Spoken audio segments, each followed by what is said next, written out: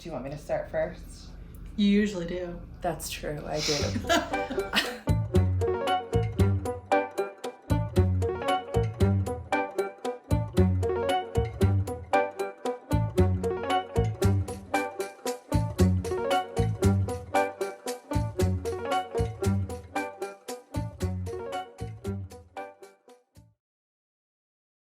So I'm Jenny Newman Liscombe Aruda. I added all of those last names. I'm an artist, and I am co-owner of both Tenacious Lily Jewelers and Tl6 the Gallery. I'm Ariana Swink. I didn't add a bunch of names. I kept my name even when I got married. We've been co-owners since 2002, making jewelry. Our jewelry has been here in this shop, in this physical location, since about 2003. And then we took over in 2008.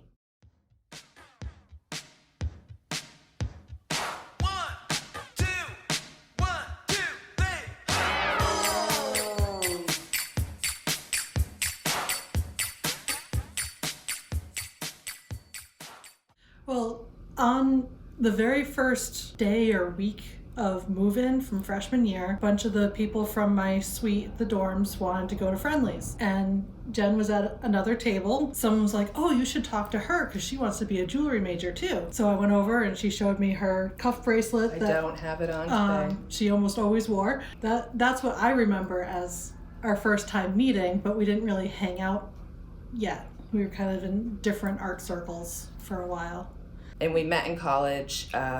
We started college in 97. But I think that Ari and I really started being friends actually when we were all in medals together. We would get together and have with our friends, and we would have like potluck dinners, or we would go to the Lebanese kitchen. And then I feel like don't really want to talk about this because it's bad, but we can't not talk about it. She had a boyfriend that broke up with her but didn't tell her, I guess. Yeah, sort of like that. He did a vague, like, I think we need to take a little break, but, not actually break up. And then, that was what I knew. We were gone for the summer, and then I came back, and I went over. We had friends that she used to live with, but she then got her own apartment. And so I went over there for a party, and the boyfriend that she thought she was just taking like a pause from was there, and he was like with another girl there. And I said, hey, like, what's up? Where's Ari? And he's like, oh, we're not together anymore. And so the next day, college started again for the semester, and I saw Ari in the stairwell, and I was like, 6, yeah. And I think I remember saying to you, I'm so sorry that you and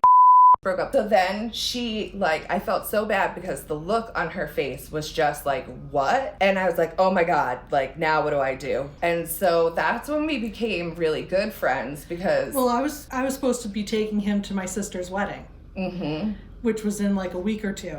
So then Jen stepped in and was like, I'll be your date for the wedding because you can't take him. It was like we already knew each other, but we weren't like hanging out at each other's places. And after that, we were like hanging out at each other's places all the time. Because we would like chat and whatever while working. But after that, like, we got so friendly that she even gave me because she lived by herself in an apartment. She had like a little 1-bedroom apartment. I lived with roommates.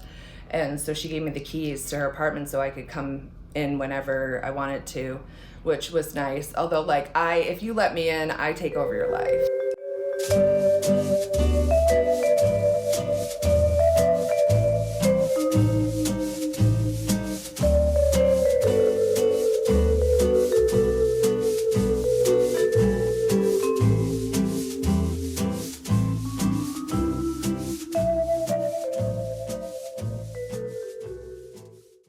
So we went on a trip to look at graduate schools, and when we were on the trip, she got into one of her top schools, but it was a school that, she was like, it's only computer based, and I would be like the only person doing hand-built stuff or fabrication. And we were on the trip with our friend Evan, who was also a jewelry and ceramics major, and that night I said to her, if you don't decide to go to graduate school, we'll start a studio together and we'll make our jewelry and we'll sell it. And that was the first idea. But I still had another year of college. Yeah, and we officially started the jewelry business in 2002 after you graduated. But we had already started, getting things ready. I remember graduating and when you graduate, people give you gifts of money. And so my family had given me money. And so altogether I got $900. And I remember thinking to myself, oh my gosh, $900, that's so much money, And I was like, all right, I've got $900. Let's start this business, thinking that I was, when you're young, you just have no concept of how much money, but luckily she had a lot of tools and I used that graduation money to buy. We bought stones and silver after she built the studio. We got to the point where we were selling our stuff through about 7 different shops and doing home parties so that we would, bring all of our stuff into someone's home and present it and sell it, and we'd even do arrangements for custom orders. That was how we operated for a while, and then the crash of 2007 happened, and all but this location ended up closing. Yeah, it was one after another. We would get calls come pick up your stuff. Some of them you wouldn't even let us come, they're just we're closing. But then that holiday season of 2007 we had here, and then they waited till right after New Year's to say, hey, we're gonna close and retire. And we were like, well, where are we gonna go? Because we had already moved our studio into this space as well, so it wasn't even in the basement anymore.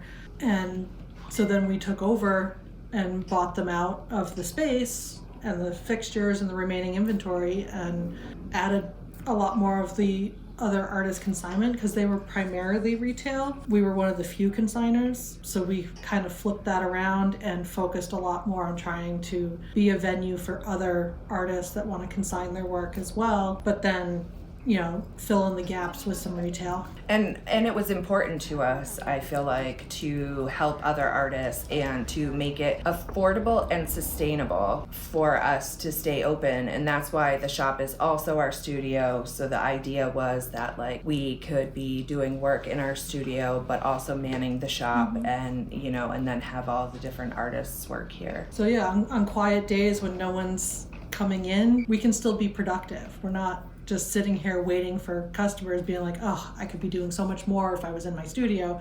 Well, we are. We were both communally minded, and we wanted to help the local artists, but we also wanted to have a studio and make it affordable, and whatever we could do to bring arts to the community and craft. I think taking over an existing business, we already had been kind of marketing ourselves as we could do on-site custom designs in this location. So even though it changed names and morphed somewhat, we kept most of the retail lines they had already as well. So people would come back for the same familiar things, but we had a customer base already. So it wasn't starting from absolute scratch, which definitely gave us a step up to start. As a partnership, it's a totally different tax form. I grew up doing my own personal taxes, no problem, but I didn't have the confidence of doing the partnership return. So we had hired someone, and then I got it back and was looking at it and there's items on here that we shouldn't have. So I was walking by and saw a sign for a tax class and called them up and took that. And it turns out that was also how they hire. So I got a job. I do a lot more of the bookkeeping, paperwork side of things. So especially when my time's more split with my tax office job, it seems like all my time that I'm here, I have to focus on that, and I'm not getting a lot of jewelry making time and a lot of creative time. So most of what I've been making is the micro macrame that I can do at home in the evenings. And then I do a lot of the merchandising stuff and talking to the artists and getting new artists and just trying to seek people out and doing a lot of social media stuff. People come in here to talk to and for entertainment purposes. We've raised money for charities before, but I think that we measure our success by how we help other artists. All the interns we've been able to mentor there, and they've gone on to like go to graduate school, which has been so great for us to see that happen. What we give back to the community, and also fostering our friendship. And it's not always easy. And it means a lot when we'll have customers come in, even if they haven't been in for a while, and they're like, oh, I'm so glad you're still here, you know, because they appreciate what we've been here. And those moments are what help keep us going. We're either stubborn or stupid. We're either stubborn or stupid. Yeah. But we're tenacious. That's why we named ourselves Tenacious Lily, because we just stick with it. And it's not always about making a huge amount of money. And yes, a lot of business owners that open a business, also when they start, or even throughout the business, they have to have other jobs and other forms of income, because our income here is kind of like that, you know, and the way that we run things, we mostly pay ourselves from the jewelry or from the product, or if there's enough money, you know what I mean? It's not like a regular, all the time, regular no income. Reliable income from it. Right. The store will support itself. Yeah, so you have, like, yeah, it's not the same as working a 9-to-5 job. So yeah, you have to do all these different little gigs on the side. And honestly, all artists, I hear people say all the time, and this is like a big bane of my existence, is when artists will be like, oh, well, I want to make my living as an artist. Well, to get there, you're gonna have to do other jobs. There is like Ani DeFranco used to say, if you don't want to work for the man, you're gonna have gonna have to make a big plan or whatever, because it's not easy to be an independent artist, and you're gonna have to take other jobs, internships, try to get grants, try to do all of that kind of stuff. But the foundation of these small businesses that are downtown New Bedford and that are in communities such as New Bedford or Taunton or Worcester, we're taking care of the community in a way. You know, if we close, then where else are the artists gonna show? I mean, there are other galleries and people that have their stuff here also sell in other places, but I think that they really like it here because Ari is very good at the bookkeeping, and she's always very accurate, with paying them, and other consignment places, they're like willy-nilly. So we came up with the 70-30% split where the artist gets the 70%. We saw a number of stores that were doing like 60-40 where the store keeps 60. And, we went with that, but on top of it, get the $25 a month rent.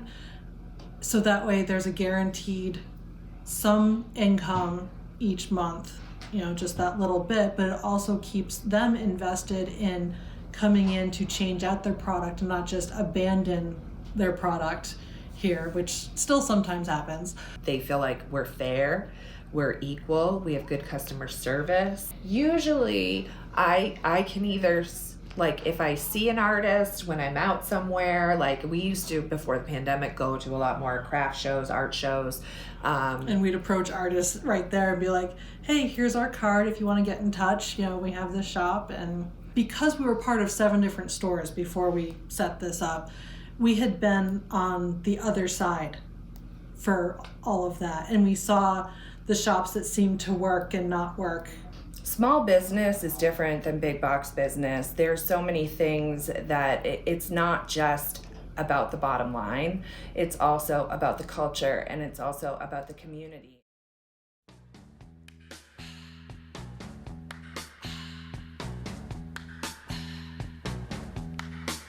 It's the time of the season when love runs high. In this time, give it to me easy, and let me try with pleasured hands to take you in the sun to promised lands, to show you everyone. It's the time of the And downtown has really become, like, I think, a really nice community, and a fun place to go. But I do worry with everything that's going on financially and with the housing crisis and with the fact that I feel like City Hall is not listening to us small businesses and responding for our requests and our changes that we would like seen made. I know there's been 14 small businesses in the downtown area that have either closed or left the downtown and moved somewhere else since the pandemic situation. Like the city isn't helping us small businesses. You know, they don't know that we're here. Like, you know, when we try to do social justice things, they don't get it. They're like, wait a minute, stay in your lane. It is time to like use our voices. And you can be an artist and an activist and you don't even have to necessarily make art about activism. There's also been hard times. There's also been tears or arguments. It's hard when you're running a business together and your life is so interdependent. You know, we bought a 2-family house together and we lived together, and there's definitely been economic hardships that have happened in both households. In like 2013, 14, things were going great. Yeah. Sales had gone up. Then election season started. Yes. And everything tanked. And we haven't recovered since. And then, you know, COVID on top of it all. Well, my sister died from COVID, so it really changes your perspective when something like that happens. Definitely was a big hit. Collectively, we've had lots of losses. Both of our dads died fairly young, and we've had to deal with that together, and that's been difficult. We're only, you know, able to still be here thanks to some, you know, grant loan programs that we were able to get. I always say we can do more all together than we can apart. You know, if we pool our resources, and so that's what we try to do, and we try to be like a family unit. We've actually had people think we're often mistaken as a couple. People think we're a couple, and then I think that some people at church were kind of confused as to why for adults like living together in a house, like are they like a group? Are we like... It is a 2-family house, so we each have our own own space. We've always been pretty family centric. Like if there's an emergency with the family, you know, it takes precedence over other things. So when I had Gabriel, I really thought, because he was born in December, so I really thought like I was gonna pop him out and then just be like right as rain and come and work at the shop, because I had seen, so, you know, I had done all this research, like I was going to have natural childbirth, everything was going to be like, it was going to work out, you know. So I actually ended up having to take time off from work and not being able to come back as soon as I wanted to. And then we actually had to kind of close the store for a little while because like for parts of it because I couldn't get in, and I ended up with postpartum depression. Postpartum depression isn't just like some people think, oh, it lasts for 6 months. No, if you don't get it treated, it just lasts. So I was still being affected by it for a long time. And I kind of decided that I was gonna keep him here at the shop with us. And so I think that's why Ari would try to come here and help me, and so that like I could have him here and be able to nurse him, but like there would be another person like holding him and helping me. And there's some days that I'd be like, well, why don't I just take him? And I took him to like the zoo or whatever, just to, you know, get him out and about somewhere that wasn't just the routine of just being here. She's Auntie Ari and Jeremy is Uncle Jeremy, and like he does things with them. It's a juggle. We like, one of the things that we've utilized in recent years is a Google Calendar on the cell phone, which I am terrible with the computer things. So her and her husband set up this Google Calendar. It's on all of our phones, and it says when and where everybody is working in the house, because there's 4 of us. There's my husband Joe and I. Well, there's 5 people, but 4 adults, and we do like to eat dinners together, family dinners when we can, yeah. And we all work, obviously. Sometimes our husbands would help sit the store. My husband, he worked nights for a while at one point, so he would sometimes sit the store during the day when he could, and then he would do that so that I could go work at UMass part-time, and then sometimes her husband would sit the store so that she could be at the tax office. I mean, at home it's pretty basic of I get up and get dressed and I'll shower and get I was going to dressed. say, do you shower? Yeah. And then I'll get here, or, you know, on the days that I'm here. Yeah, and then getting the drawer counts, and, you know, then I'll go through and check all the days that from when I wasn't here, get all those slips in order, run the register tapes accurately for all of the slips, and, you know. So my morning routine is usually, if my husband has to be at work, if it's not his day off, then I have to wake up and I get my son ready for school. And I make his lunch, then I take him to the bus stop, and then I have to say, I take a little nap before I get ready for my day at the store, because I've been up since 2 a.m, usually like doing something for the store or doing my own artwork that I do at home beyond just jewelry making. And then I wake up. Then when we get here, the first thing I do is I always have my dog with me. I always have my dog with me. He's so cute. He's Gracie. So first thing I do is I shut off the alarm. I come in. I get the dog hitched up. I get her food, and also there's store work that needs to be done, which is, you know, dusting and merchandising if I'm going to do creative stuff, or if like I have to prepare for a show. I also handle most of our social media now. My husband had done it first, but now I'm doing it.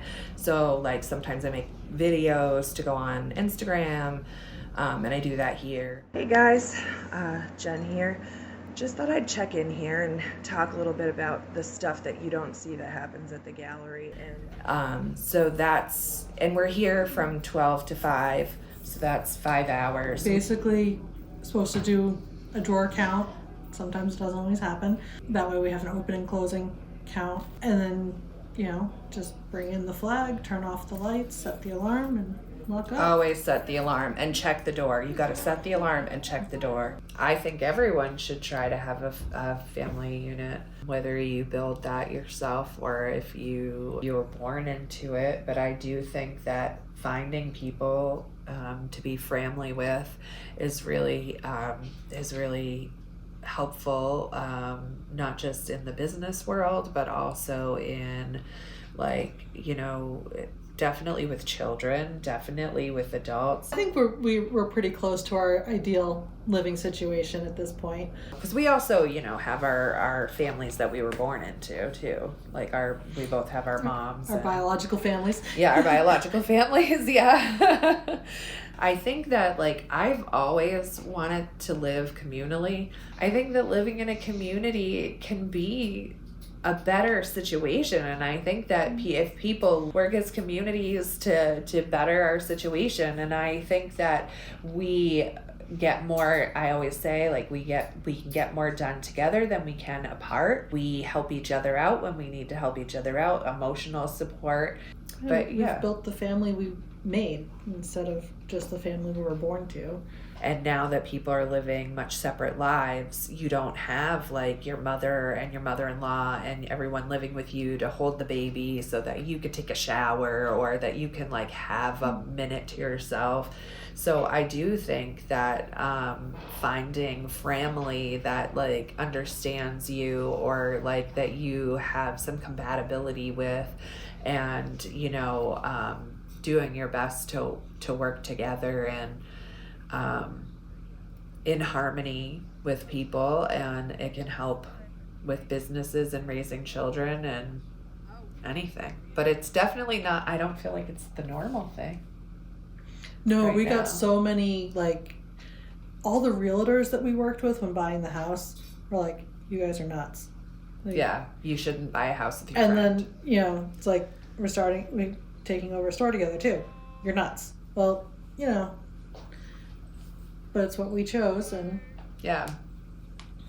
what works for us.